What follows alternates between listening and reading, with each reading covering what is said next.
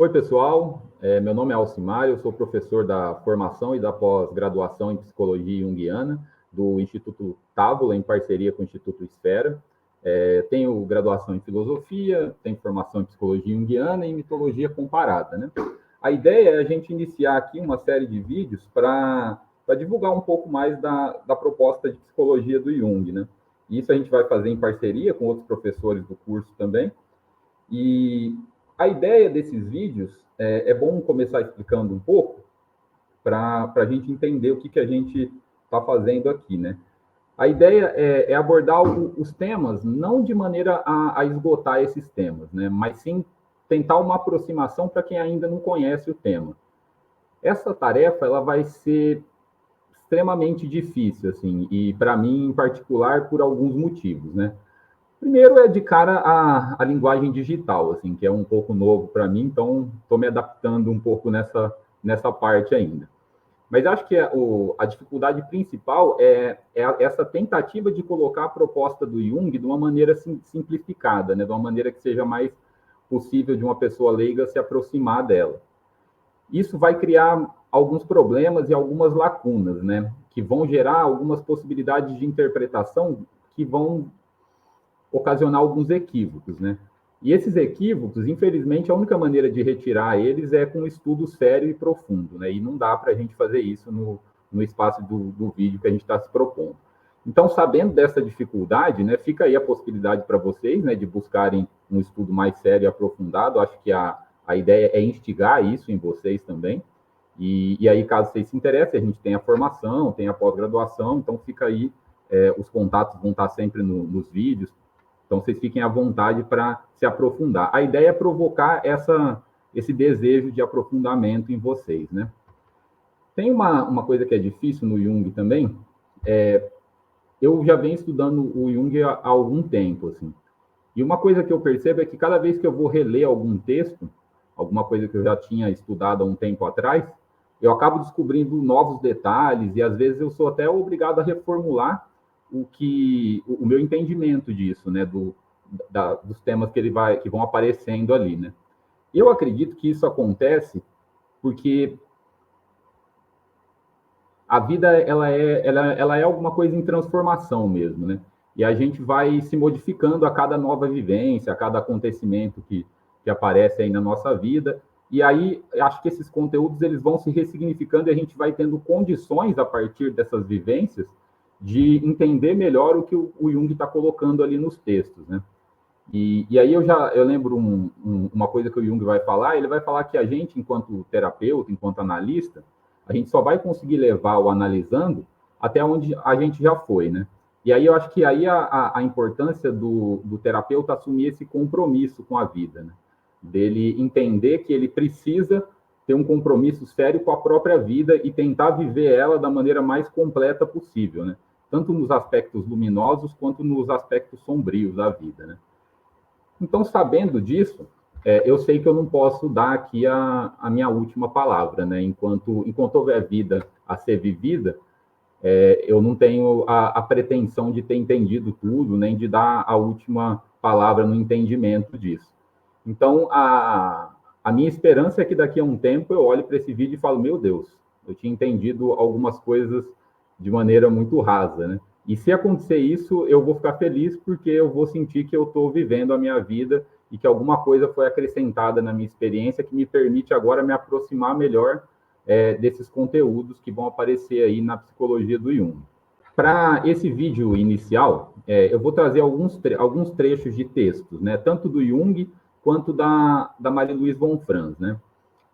A Marie-Louise von Franz é uma estudiosa que particularmente, eu gosto muito da maneira como ela trabalha com a proposta junguiana, e ela é uma autora que a gente tem uma certa segurança para estudar, né? Existe muitos escritos pós-junguianos, coisas que acabam sendo complicadas e que acabam distorcendo um pouco a proposta. A Marie-Louise von Franz já é uma autora que vai estar bem próxima da proposta do Jung mesmo, assim. Ela trabalhou muito tempo com Jung, então é uma fonte mais segura para a gente buscar, né? Então, ou a gente busca no próprio Jung, ou em alguns autores que a gente tem alguma segurança ali mais mais próximos a ele, assim, e que tentam ser mais fiéis à proposta dele, né? Então, eu vou trazer para vocês um trechinho da Von Franz que eu escolhi, né? E ela fala um pouco da dificuldade que é falar do Jung e do efeito dele nos nossos dias e para a nossa cultura, né? Vou ler aqui um trechinho. Esse trecho ele está na introdução do livro C.G. Jung, Seu Mito em Nossa Época. E ela fala assim, ó, citando a Von Franz: escrever acerca do efeito de C.G. Jung na cultura de nossos dias e para a cultura de nossos dias, e fazer justiça ao assunto, é uma tarefa que apresenta dificuldades incomuns. A originalidade e a criatividade de suas descobertas e ideias se relacionaram com todo o ser humano, tendo, portanto, ecoado nas mais variadas áreas exteriores à psicologia. Seu conceito de sincronicidade, por exemplo, refletiu-se na física atômica e na sinologia. Sua interpretação psicológica dos fenômenos religiosos na teologia. Sua concepção fundamental do homem na antropologia e na etnologia.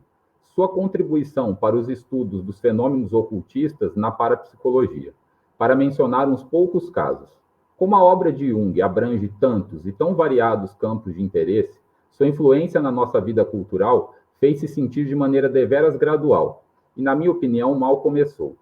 Jung estava a tal ponto à frente da sua época que as pessoas somente aos poucos começam a alcançar suas descobertas. Há também o fato de suas percepções e seus insights jamais serem superficiais, mas dotados de um grau tão assombroso de originalidade que muitos devem vencer um certo temor à inovação antes de poderem encará-los com a mente aberta. Ademais, suas obras publicadas incluem uma enorme quantidade de material detalhado, referente a muitos campos, devendo o leitor passar por toda essa gama de informações para conseguir acompanhá-lo. Jung observou, certa feita, que tudo o que é bom é custoso, requer tempo, requer paciência, e não há um fim para isso. Eu trouxe esse trecho para a gente entender um pouco disso. Assim. Não é um estudo simples de se fazer. Vocês perceberam só nesse parágrafo o tanto de áreas do conhecimento que ela cita e que foram influenciadas pelo Jung. E áreas que também influenciaram o Jung na sua concepção da psicologia, né? Então, assim, infelizmente é um estudo custoso mesmo, é uma coisa que vai gastar muito tempo, a gente vai precisar estudar várias outras áreas. É uma coisa difícil, mas não é impossível se a gente encarar isso com seriedade e com paciência, né? Então, vamos continuar? A ideia hoje é trazer um pouco do conceito de inconsciente, né? Na psicologia do Jung, não vai ser possível falar da psicologia dele sem falar de inconsciente, né? O inconsciente vai ser uma questão fundamental para o entendimento da psicologia do Jung. Ele vai partir sempre do ponto de vista de que existem... Eu vou usar a palavra sistemas aqui, não é a melhor palavra, mas acho que para essa nossa conversa funciona, né? Então, ele vai partir sempre desse ponto de vista de que existem dois sistemas na psique, né? Que vão estar constantemente em relação um com o outro, né? Um seria o campo da consciência e o outro o inconsciente, né? Na observação dessa relação, o Jung coloca que a consciência ela pode ser perturbada, compensada ou complementada pelo inconsciente, né? E a gente não vai poder perder isso de vista nunca, né? Então, a ideia hoje é falar um pouco sobre a definição do Jung de inconsciente. Mas sempre que a gente estiver pensando na psicologia do Jung, a gente tem que pensar nessa relação entre os dois sistemas, a consciência e o inconsciente. O Jung, ele tinha uma grande preocupação com o entendimento dos conceitos que ele estava trazendo, né? E com as confusões que a não delimitação desses conceitos poderia causar. E ele vai passar uma boa parte da obra delimitando esses conceitos. E é uma dessas delimitações que eu vou trazer aqui para vocês, né? No livro Tipos Psicológicos, o Jung ele diz a respeito dessa preocupação que ele tem, né, com a delimitação dos conceitos, né? Ele diz o seguinte, para a gente entender um pouco, citando o Jung, né? Mas sei por experiência que todas as precauções são poucas, precisamente em obras psicológicas, no que diz respeito a conceito e expressões, visto que, de fato, observam-se no âmbito da psicologia as maiores variações nos conceitos, dando origem às mais pertinazes e errôneas interpretações. Então, ele já coloca aí o nosso problema. A gente tem um problema que é a delimitação dos conceitos. E é interessante que o próprio Jung ele propõe uma solução, né? E qual que é a solução que ele propõe? Ele diz o seguinte, citando Jung novamente: o investigador terá de esforçar-se pessoalmente em dar, pelo menos aos seus próprios conceitos, alguma solidez e exatidão. A melhor maneira de fazê-lo é explicando os significados dos conceitos de que se serviu em suas obras, de maneira que todo mundo fique em situação de saber o que com eles se pretende exprimir. E é interessante por isso, o Jung vai passar grande parte da obra realmente delimitando os conceitos, né? E por que ele está fazendo isso? Não é simplesmente por um preciosismo, é por uma necessidade. E acho que com o passar do tempo e pensando agora na nossa realidade, alguns conceitos do Jung, eles acabaram sendo popularizados e eles caíram numa espécie de senso comum. E o que se entende por essas palavras não é exatamente a coisa que o Jung estava querendo exprimir com elas. Então, a gente vai ter que tomar esse cuidado, assim, principalmente na leitura da obra e em toda aproximação que a gente tiver com a proposta junguiana. Para entender, porque às vezes esse conceito ele é usado de uma forma no senso comum, mas ele vai estar ali na obra referenciando uma coisa um pouco diferente do que a gente entende normalmente. Então, é uma preocupação que vai estar sempre na nossa mente aí quando a gente estiver lendo Jung, né? E daí a necessidade de aprofundar mesmo e de começar a fazer a relação da psicologia com outras áreas, né? O Jung vai beber de outras fontes para poder se apoiar também. Então, sabendo disso e em respeito a isso, eu vou trazer a definição que o Jung coloca de inconsciente, né? Para a gente ir a partir das palavras dele, né? O que vai ser inconsciente para Jung? No livro Tipos Psicológicos, que é o volume 6 das obras completas, vou pegar para vocês. Ó, é esse daqui, vê se aparece. Esse aqui é o livro Tipos Psicológicos, que é o volume 6 da obra completa, né? Nesse livro, a partir da página, mais ou menos ali da página 420, o Jung vai fazer um glossário com algumas definições de alguns termos que ele vai se utilizar durante a obra dele. Então, é interessante para a gente já, para um começo, na dúvida, dá uma procurada nesse livro, dá uma procurada lá no glossário, às vezes tem uma definição ali que já ajuda a gente a saber mais ou menos do que ele está falando.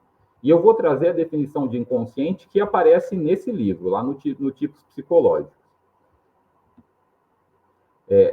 Essa definição ela vai estar lá no parágrafo 847. Isso é interessante também. A obra completa ela está marcada por parágrafo.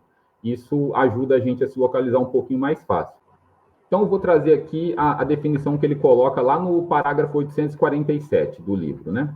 Ele coloca assim, ó, sobre o inconsciente, né? Para mim, esse conceito, o conceito de inconsciente, é exclusivamente psicológico e não filosófico, no sentido metafísico. Isso já é interessante, ele já dá uma diferenciação para a gente. Então, assim, a ideia dele de inconsciente é exclusivamente psicológica. Não é um conceito filosófico no sentido metafísico, né, de algo que está para além da possibilidade de conhecimento. E ele continua, ele diz que o inconsciente é um conceito limite psicológico que abrange todos os conteúdos ou processos psíquicos que não são conscientes, isto é, que não estão relacionados com o eu de modo perceptível. Então, olha que interessante, ele coloca que o inconsciente, para ele, é um conceito limite psicológico. O que ele quer dizer com isso, assim, no meu entendimento? Ele está dizendo para a gente o seguinte, é como se ele traçasse uma linha, né, no final da consciência ali. Tudo que é consciente, a gente faz uma linha. O que tiver para lá dessa linha é o inconsciente. A questão é o seguinte, a gente não sabe o que está para lá dessa linha, a gente só tem acesso ao que está na consciência. Então, assim, o conceito ele é limítrofe por causa disso. Ele limita a área da consciência e afirma que depois disso a gente não sabe o que é. E aí a gente coloca o nome de inconsciente para entender que isso é realmente desconhecido.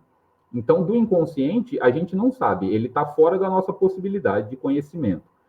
Então, essa a ideia do conceito limite ali que ele está traçando, né? O que não estiver em relação com o nosso eu, do modo perceptível, o que estiver fora disso, ele vai chamar de inconsciente. Mas é interessante a gente entender isso para a gente não fazer muita confusão. A única coisa que ele está afirmando é que ele não sabe nada sobre o inconsciente, que isso está fora da nossa possibilidade. A gente vai ter acesso aos produtos do inconsciente quando eles entrarem na consciência. Então, a gente está falando de um termo simplesmente para apontar que a gente não sabe do que a gente está falando. É estranho e é um pouco contraintuitivo isso, mas a definição é essa. Assim. A gente tem que tomar cuidado, porque às vezes a galera dá uma misturada nisso assim, e ganha até um ar meio religioso estranho, assim, o inconsciente, né? Aí, às vezes, dá uma ideia de que o inconsciente é sei lá, uma supermente conectada que a gente pode acessar de alguma forma. Não é isso que o Jung está falando, assim, aí cada um com a sua vertente, né, vão ter outras possibilidades mais esotéricas que vão trazer isso, mas aqui a gente já precisa dar essa separada. O Jung não sabe o que é o inconsciente, ele é inconsciente, ele é desconhecido, e a gente só vai saber o que sair desse inconsciente e entrar no campo da consciência. É sobre esses produtos que entram na consciência que a gente vai poder falar, e é em cima deles que a gente vai juntar os dados para conseguir fazer uma espécie de classificação desses conteúdos. Mas a gente não está fazendo nenhuma afirmação sobre o inconsciente. Aí vai vir um questionamento, assim, mas tem alguns conceitos do Jung que estão no inconsciente, de alguma forma. Sempre que a gente fizer essa conceituação, ela vai funcionar como uma espécie de... é um como se. Né? A gente imagina que é isso, a gente levanta essa hipótese para poder trabalhar e para poder organizar os conteúdos. Mas, assim, a última palavra a gente não sabe porque realmente está fora da nossa possibilidade. Essa é uma parte muito difícil de entender e, às vezes, muito estranha, mas uma coisa que pode ajudar, e não sei se ajuda, porque é uma leitura difícil também, mas é fazer uma leitura da crítica da razão pura do Kant, né? O Jung vai ter uma base kantiana e vai ser influenciado pelo Kant diretamente. Então, esse conceito do inconsciente, ele tem uma relação direta com essa base kantiana. Então, acho que no aprofundamento é interessante, de repente, vocês buscarem um pouco de estudo do Kant para conseguir entender o que ele está falando. Como não é o nosso foco aqui, eu vou continuar. Ele segue a definição lá no livro Tipos Psicológicos, falando o seguinte, ó, a justificação para falar da experiência de processos inconscientes deriva, para mim, única e exclusivamente da experiência. Olha que interessante, ele fala que deriva, para mim, única e exclusivamente da experiência. Ele está apontando aqui que ele não está criando uma teoria e aplicando o modelo teórico que ele criou no inconsciente. Não, ele está juntando as experiências. Ele está juntando os produtos que aparecem. Ele está mostrando aí o ponto de vista dele como um ponto de vista empírico mesmo, né? Um empírico descritivo, né? De que percebe o fenômeno quando ele aparece e tenta descrever esse fenômeno. E aí ele segue. E, sobretudo, da experiência psicopatológica, onde vemos claramente que, num caso de amnésia histérica, por exemplo, o eu nada sabe da existência de complexos psíquicos difusos, mas que um simples procedimento hipnótico consegue, de um momento para o outro, reproduzir plenamente o conteúdo perdido. Impossível é fixar a abrangência do inconsciente. Então, olha que interessante. Impossível é fixar a abrangência do inconsciente. Então, até onde vai o inconsciente? A gente não tem a menor ideia. O que tem no inconsciente? A gente tem hipóteses, mas a gente sabe tudo que tem lá? Não, a gente não sabe. A gente sabe que tipo de coisa vai aparecer no futuro, ou que tipo de produto? Não, a gente não sabe.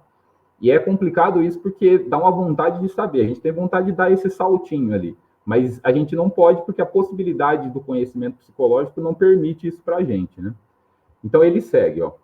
Saber...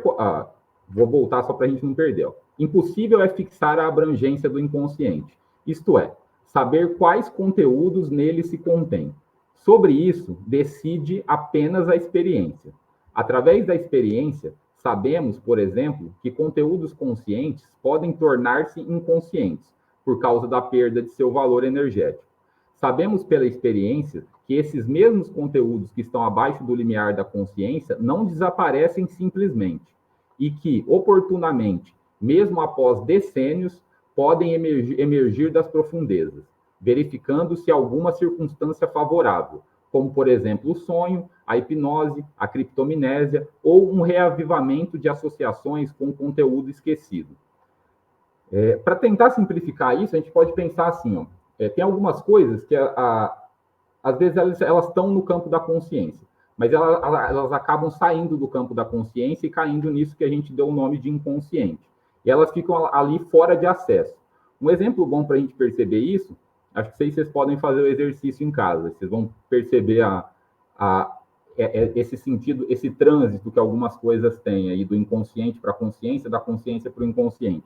Um exercício interessante, não sei se eu sou muito velho e eu vou citar um negócio que talvez vocês não tenham em casa, mas quem tiver aqueles álbuns de família, lembra que tirava as fotos, botava naqueles albinhos, tinha uns plastiquinhos assim?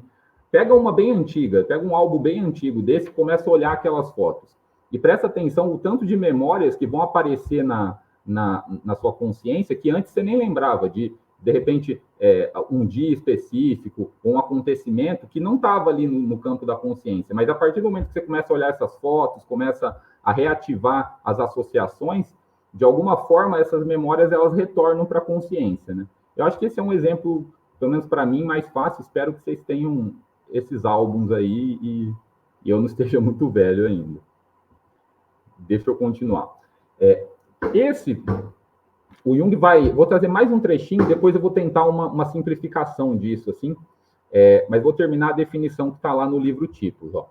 Ele termina assim: nossa experiência até aqui sobre a natureza dos conteúdos inconscientes nos permite certa classificação geral dos mesmos. Podemos distinguir um inconsciente pessoal, que engloba todas as aquisições da existência pessoal, o esquecido, o reprimido, o subliminalmente percebido, pensado e sentido. Ao lado desses conteúdos inconscientes pessoais, há outros conteúdos que não provêm das aquisições pessoais, mas da possibilidade hereditária do funcionamento psíquico em geral, ou seja, da estrutura cerebral herdada. São as conexões mitológicas, os motivos e imagens que podem aparecer de novo a qualquer tempo e lugar, sem tradição ou migração históricas. Denomino esses conteúdos de inconsciente coletivo. Então, assim, a gente começou falando do conceito de inconsciente, aqui ele já vai trazer a divisão que ele propõe, que acho que é uma divisão já mais conhecida, né? Que é essa divisão em inconsciente pessoal e inconsciente coletivo. A primeira coisa é a gente entender que essa divisão ela é uma ferramenta para a gente conseguir se aproximar. Não necessariamente os conteúdos vão estar separados como a gente está falando. Sei lá, vai ter uma faixa aqui que é isso, outra faixa aqui que é aquilo. A gente tem uma necessidade de organizar isso, uma necessidade didática para a gente poder falar. Mas, às vezes, esses conteúdos eles estão misturados mesmo. Assim. Mas, para a gente poder se organizar e para a gente poder catalogar isso de uma maneira mais interessante, o Jung vai propor isso. Assim. Uma coisa que eu gosto de pensar que me facilita o entendimento é o seguinte: no inconsciente pessoal, as coisas que vão brotar ali do inconsciente pessoal, a maioria delas, a maioria não, acho que a totalidade delas, a gente vai conseguir encontrar a raiz na história do indivíduo. Então, é pessoal porque elas estão ligadas a algum tipo de vivência daquele indivíduo. Né? Então, a gente consegue encontrar a raiz daqueles conteúdos na própria vivência da pessoa que está sendo analisada ali no caso. Né? O inconsciente coletivo já são conteúdos que não necessariamente a gente encontra na vivência direta daquela pessoa. Podem ser conteúdos que brotam ali, mas que a pessoa, de repente, não teve nenhum tipo de aproximação com isso. Um exemplo que eu acho que é interessante, né? Eu vou simplificar aqui, gente, porque eu não sou muito bom em contar as histórias com detalhes. Eu fico mais com a ideia geral ali. Mas eu acho que eu vou tentar trazer aqui essa historinha para a gente entender o que ele está falando desse inconsciente pessoal, de como apareceria na cabeça de uma pessoa uma coisa que não tem nenhuma ligação com a experiência dela. Né? O Jung tinha um paciente esquizofrênico que ele teve uma visão, e ele narrou para o Jung uma visão sobre o Sol, e aí tinha o falo solar, e o vento saía dali. Então, era uma visão assim que o Jung, na época, não entendeu muito bem. Mas o Jung ficou com aquilo na cabeça. Passado algum tempo, foi publicado um papiro em Paris, né? Na época achava-se que era um documento do culto de Mitra, né? Hoje em dia já tem uma discussão em cima disso, mas ele achou, depois que foi publicado, isso aconteceu depois, né? O paciente contou para ele essa experiência, ele não entendeu, deixou lá anotado, aí depois vem essa publicação. Quando o Jung lê a publicação, é exatamente a mesma visão que tinha aparecido naquele paciente esquizofrênico. Esse documento não tinha sido publicado, era uma coisa inédita que estava aparecendo naquele momento. O paciente não tinha acesso a esse tipo de leitura, não tinha como conhecer aquele mitologema, mas estava lá colocado exatamente a mesma imagem que o paciente narra para o Jung nesse papiro de Paris. Como isso apareceu na cabeça desse esquizofrênico, né? E é desses conteúdos, esses conteúdos que o Jung está colocando como conteúdos do inconsciente coletivo, né? Acho que esse exemplo é o que me ajuda a me localizar um pouco aí, né? E aí, eu vou trazer para finalizar um último trechinho, esse trecho eu vou compartilhar aqui com vocês, que é uma tentativa da Von Franz de falar do inconsciente, para a gente entender um pouco de como isso aparece na nossa vida, como isso aparece no nosso cotidiano. E eu acho que a Von Franz foi muito feliz nesse trecho, assim, porque ela deixa isso de uma maneira muito mais palatável para a gente, né? Então, vou ler aqui com vocês e a gente vai percebendo isso, ó. A Von Franz fala assim, ó. Mas o que é de fato esse inconsciente, que teve um papel tão amplo e imprevisível na vida e na obra de Jung? Na realidade, trata-se apenas de uma moderna expressão técnica para uma experiência interior que nasceu com a humanidade. A experiência que ocorre quando algo estranho e desconhecido toma conta de nós a partir de dentro de nós mesmos, quando as ações de forças interiores mudam subitamente nossa vida. Quando sonhamos, temos inspirações e vislumbres que sabemos não terem sido construídos por nós, mas que vieram a nós a partir de uma psique exterior e abriram seu caminho até a consciência. Em épocas anteriores, esses efeitos de processos inconscientes eram atribuídos a um fluido divino, mana, a um deus, a um demônio ou a um espírito. Essas designações exprimiam o sentimento de uma presença objetiva, estranha e autônoma, bem como de uma sensação de alguma coisa abarcadora, a que o ego consciente tem de submeter-se. O próprio Jung teve experiências desses sonhos, desses vislumbres e efeitos desde o começo da juventude, tendo escrito a seu respeito em sua autobiografia Memórias, Sonhos e Reflexões. Vou dar uma parada aqui, ó, porque tem uma discussão interessante. Aqui, nesse trecho, eu não sei se foi um problema de tradução ou o que foi aqui, mas tendo escrito a seu respeito em sua autobiografia. Aqui aparece como o livro Memórias, Sonhos e Reflexões como uma autobiografia. Mas não dá para ser uma autobiografia, porque uma autobiografia teria que ter sido escrita pelo próprio Jung, né? E a gente, estudando um pouco do processo histórico de como esse livro foi concebido, ele é muito mais uma biografia escrita pela Aniela Jaffe, que era secretária do Jung na época, do que uma autobiografia. O problema de colocar isso como autobiografia é que dá a entender que ali estão as palavras do Jung. Mas muita coisa da edição, muitos textos foram tirados, outros colocados, muita coisa editada que não passou pelo crivo direto do Jung. E aí, sinceramente, se for para ler uma biografia, eu indico muito mais para vocês a biografia escrita pela Bárbara Hanna, né? Saiu até uma edição nova há pouco tempo, do que essa. Mas, assim, no Memórias, Sonhos e Reflexões tem bastante coisa interessante também. Mas não encarem esse livro como uma autobiografia, porque aí ele leva a gente para alguns caminhos complicados ali. Então, só corrigindo esse trechinho, eu não sei por que isso está aqui, assim, se foi um erro na tradução, ou o que foi, ou se passou batido mesmo, mas só para a gente não passar, vou fazer essa marcação aí, né? E aí vou seguindo aqui agora. Ó.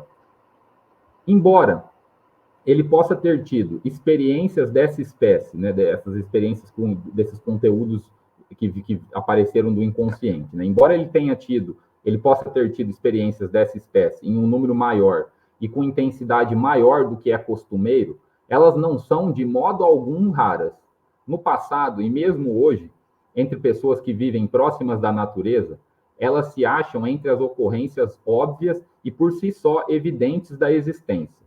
Todo curandeiro primitivo depende de suas visões e de seus sonhos. Todo caçador conhece impulsos e intuições sobrenaturais. Toda pessoa genuinamente religiosa teve, em alguns momentos de sua vida, essas experiências interiores. Mesmo no contexto da nossa civilização ocidental, um número de pessoas maior do que pensamos experimenta coisas desse tipo, embora só de raro em raro falem abertamente sobre elas por temerem encontrar a rejeição racionalista tão característica da cultura contemporânea. É interessante isso para a gente pensar assim, né? Então, assim, essa ideia do inconsciente, a Von Franz acho que deixa isso mais próximo, né? Ela está falando desse algo estranho que brota na gente, né? Que toma conta da gente a partir de dentro, né? Pode ser uma inspiração, um vislumbre, uma premonição, uma sensação estranha que você tenha, coisas que aparecem em você e que você não necessariamente consegue se identificar com elas, né? Parece que elas vêm de fora, parece que elas vêm de outra coisa, né? É disso que a gente está falando mesmo, né? E aí ela coloca no final aqui essa ideia de como é complicado hoje, a partir do nosso ponto de vista atual, que é um ponto de vista racionalista, abrir espaço para esse tipo de conhecimento, né? A gente vai sempre ter uma tendência a desvalorizar isso, né? A não dar importância para isso, né? Como se a razão pudesse sobrepujar essa parte. A gente não está tentando destruir o valor da razão. A gente só está tentando restituir o valor que esse tipo de fenômeno tem para o ser humano e de quanto isso foi o quanto isso foi importante para a nossa sobrevivência até enquanto espécie mesmo, né? E o quanto de possibilidade curativa existem nessas intuições, nessa inspiração, né? Imagine um artista, né? Como é que um artista faria sem a inspiração, né? Sem essas ideias que aparecem, sem essas coisas que brotam, né? Então, a ideia do inconsciente é um pouco essa, assim. Eu trouxe esses trechos, acho que para, primeiro, uma definição do Jung ali, um pouco mais difícil, agora uma da Von Franz, mostrando que o que a gente está falando está no dia a dia de vocês, assim, acontece com a gente provavelmente todos os dias, né? E por mais que ela mesma coloca, por mais que o Jung tivesse um grande número dessas experiências, isso está acontecendo com a gente, assim, pode ser que a gente não perceba, pode ser que a gente não dê valor para isso, mas isso está acontecendo com a gente de alguma forma, né? Então, é para esses fenômenos que a gente está apontando, né? Quando a gente está falando de inconsciente aí de alguma forma, né? Eu acho que por hoje o que eu queria falar era um pouco disso, assim, era dar um pouco dessa introdução à ideia do inconsciente. Acho que aí vocês fiquem tranquilos, não dá para entender tudo simplesmente com esse vídeo, é preciso estudar, é preciso aprofundar. O Jung vai fazer toda uma catalogação desses produtos que aparecem na consciência, vindo do inconsciente. Ele vai tentar organizar esses produtos de uma forma a facilitar a nossa compreensão e a construção de uma proposta terapêutica em cima disso. Mas aí, com o tempo, com o estudo, a gente vai aprofundando isso com calma. Tá bom? Pessoal, eu acho que por hoje seria isso. Então, agradeço vocês aí por terem assistido até o final e até o próximo vídeo.